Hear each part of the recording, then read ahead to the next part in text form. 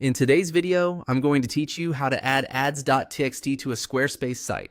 If you need to make your ads.txt file accessible through Squarespace, this process is fairly simple once you know where to look. The idea here is to upload your existing ads.txt file and create a link for it inside your site settings using the Not Linked section. That way, the file is hosted on your Squarespace site and can be accessed when needed. To get started, log into your Squarespace dashboard and open the website section. This is where you'll manage your site structure and page settings. Once you're there, click on Pages to open the full page panel. Inside Pages, look for the Not Linked area.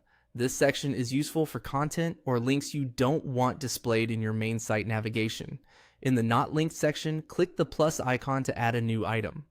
When the menu appears, choose Link. This allows you to create a link entry that points directly to a file instead of a normal page. Next, enter a link title. For clarity, it's a good idea to name it something easy to recognize, such as ads.txt, so you can find it later without confusion. After that, click on the URL field. This is where you'll define what the link should open. From the available options, choose File.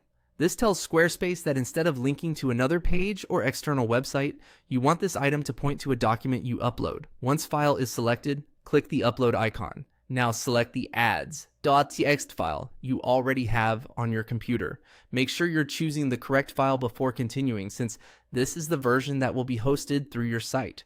After selecting the file, click Save to finish. Once it's saved, Squarespace will attach that uploaded file to the link you created.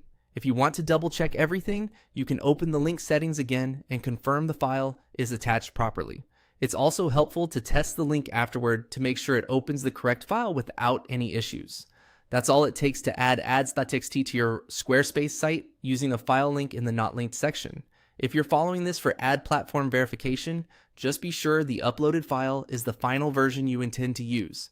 With that done, your setup should be in place and ready to go.